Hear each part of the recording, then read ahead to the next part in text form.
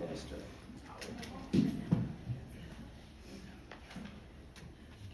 Reverend Karishma Gottfried has been a guest preacher at FOOF since the Sunday after she graduated from high school and is returning for the first time as a newly ordained Unitarian Universalist minister.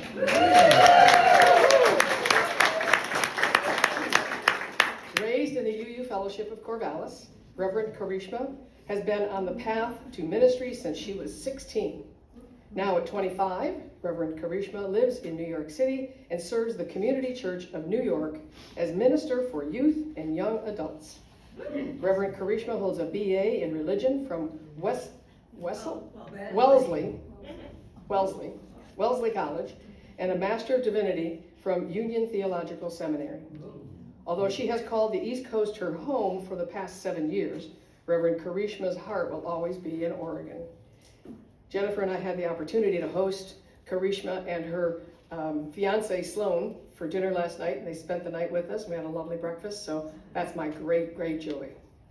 Please give a warm FOOF welcome to Reverend Karishma as she shares her message titled, The Fellowship Movement. Thanks,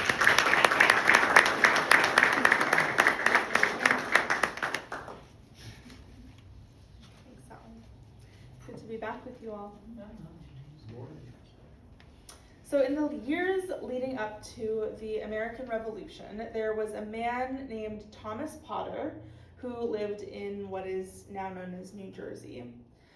And Potter had become convinced of the Universalist message that salvation was not reserved for a chosen few, and he wanted a place where that message could be preached, so he built a small meeting house on his land. And then he waited. For nearly a decade, Potter waited for a Universalist preacher to come and preach in the meeting house he had built. And then, finally, in 1770, a British ship carrying John Murray ran aground nearby. Murray was a former Methodist minister who had also become convinced of that Universalist message of salvation. But at this point, he had decided he was done preaching. He had lost his wife and children, he had run into a bit of trouble in England, and so he had made his way to America to start a new life. But then his ship ran aground in New Jersey, and he met Thomas Potter, and Potter invited him to preach in his little meeting house, but Murray refused. And then the days dragged by, and the winds didn't shift, and the ship remained grounded, and Potter asked again if Murray would preach in his meeting house. And again, Murray refused. And this happened for a few days longer, and Potter kept asking, and eventually Murray said, fine, if the ship hadn't left, if the winds hadn't changed by the next Sunday, fine, he would preach that Sunday.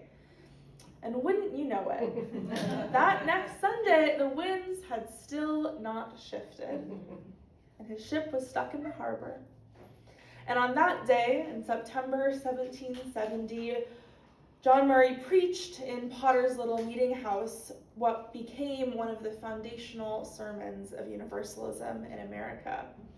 And according to this legend, almost as soon as the sermon ended, the winds changed and Murray's ship was able to leave. This story is often called the Universalist miracle, and it's a miracle because of Murray's ship, sure, and because of the incredible circumstances that brought Potter and Murray together and helped spread the message of universal salvation across New England. But it's also a miracle because I don't know about you, but I don't see that working out in the same way in Florence. We couldn't just have built a meeting house and waited around for some minister to wash up on the Oregon coast and hope everything worked out from there.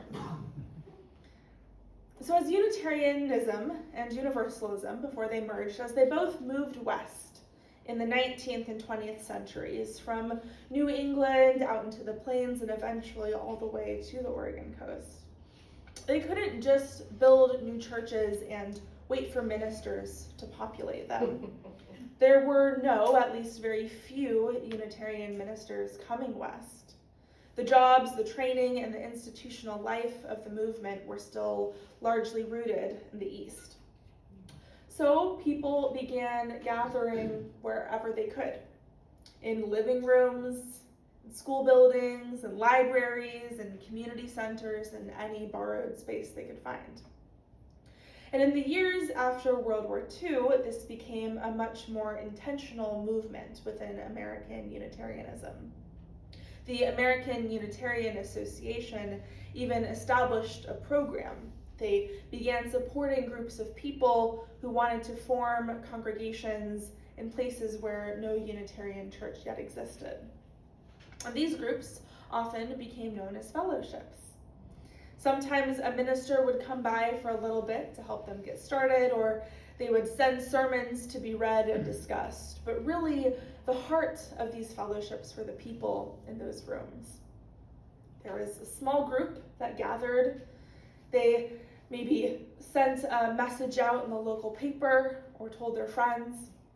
They decided how they wanted to create a religious community.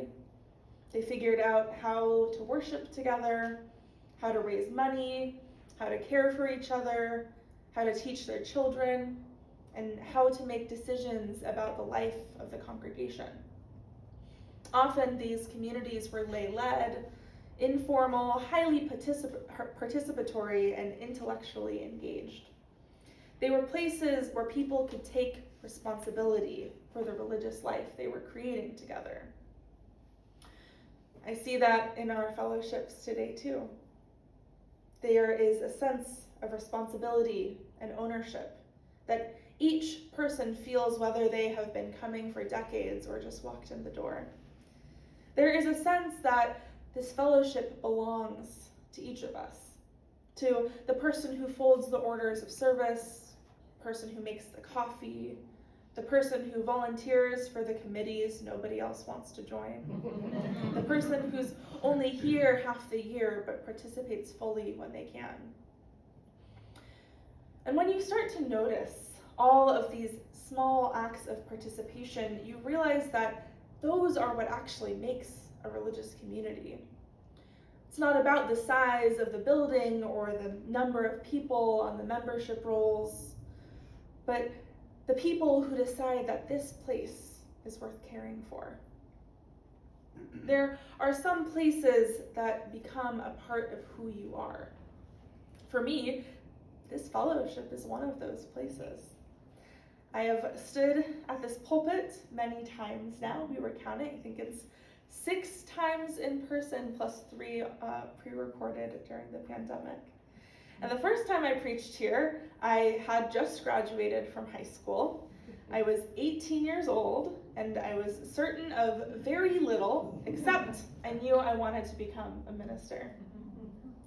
And you all took that possibility seriously before I even knew exactly what it meant. You let me stand up here and try things. You listened to me preach before I had taken any classes on homiletics. You treated my interest in ministry as something worth taking seriously, even when I was still figuring out what it might mean for me. And now, coming back here as an ordained Unitarian Universalist minister, I find myself thinking about what kind of community made that possible. What is it about a place like this that allows a person to grow into something that they aren't yet? One of the gifts of serving now in New York City is that I spend a great deal of time thinking about scale. The Community Church of New York, where I now serve, has a long and remarkable history. We just celebrated 200 years. We had a large building for very many of those years, a history of prominent public witness. One of our ministers was a co-founder of the NAACP and the ACLU, and the resources that many congregations do not. Those are real blessings. But I've also learned that the things which make a congregation feel like home are not very different whether there are 50 people gathered or 500. What people remember is who sat beside them when they were grieving. They remember who welcomed them when they first arrived. They remember who taught their children, who celebrated their joys, who showed up when life became difficult. Those are the things that make religious community. Those are the things that cannot be outsourced or scaled up. They're simply the work of fellowship. And I think you can see that work very clearly in the history of this congregation, too. A small group of people began by gathering in someone's home. Eventually, the group grew large enough to meet in the social hall of St. Andrew's. And even then, I think there was something significant about meeting in the social hall and not the sanctuary. And eventually, this fellowship moved into this old storefront and transformed this space. None of these places, when you arrived, necessarily looked like a place of worship. None of these places arrived with holiness built into the walls. But you gathered there. You worshiped there. You told stories there. You mourned there, and you celebrated there. You welcomed there.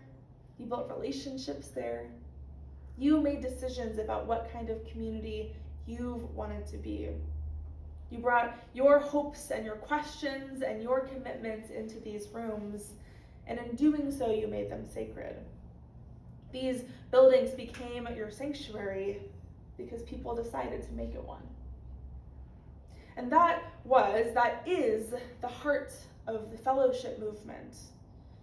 People gathered, they made a place, and then they decided together what kind of community they wanted that place to become. And whether it's this fellowship or the congregation I grew up in Corvallis, or the Glacier Unitarian Universalist Fellowship in Montana, where I visited, all of these communities have something very deeply Unitarian Universalist in the very process of creation. We have a tendency to joke that if you've seen one Unitarian Universalist congregation, you've seen one Unitarian Universalist congregation. And the joke is funny, I think, because it's true. If you have been to another UU congregation anywhere in Portland or in New York City or in California, wherever you go, you can find something that feels both very familiar and also completely different. One congregation might have a choir and another barely sings. One has a children's program with 12 volunteers, and another is trying to figure out how to keep 3 kids occupied. One congregation has a minister who wears a robe and a collar, and another has a minister in jeans. We were remembering the first time I preached here, I forgot my dress and spoke in a NASA t-shirt and shorts. One might have a 200-year-old historic sanctuary, and another meets in an old Grange hall. And somehow all of these can be Unitarian Universalist congregations. All of them light a chalice, all of them sing the words to Spirit of Life, all of them have community in some way. And that's not because we don't have a tradition, it's because our tradition makes room for communities to become themselves. There is a kind of freedom to that, but there's also a responsibility that comes with it. Nobody is going to hand us a complete blueprint for what a Unitarian Universalist congregation is supposed to be. So we have to participate in creating it. We have to ask, what does this community need now? What is missing? Who is missing? What are we being called to become? What traditions are sustaining us? Which ones have stopped serving us? What could we try? What could we change? The history of fellowships is full of people looking at what they have and figuring out what they can do with it. A living room becomes a meeting place. A borrowed building becomes a sanctuary. A beauty supply store becomes a fellowship. A group of strangers become a congregation. And when the circumstances change, people make something else. The hairstylist closes down next door. We buy the room and add a cafe. The roof leaks. We fix it. There's something deeply practical about this, but I think there's something spiritual in it too. We have to be willing to change.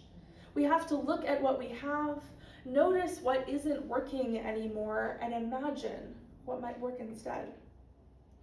And that may be one of the most important spiritual practices that we can cultivate, the ability to change without losing ourselves.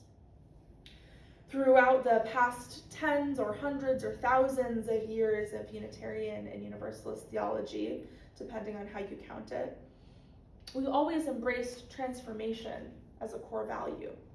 We know that revelation is unsealed and truth continues to be revealed. We know that none of us have arrived at the final version of what is true or what is good or what our communities are supposed to be. Octavia Butler wrote that the only lasting truth is change. And I think our tradition gives us a particular way of understanding that change.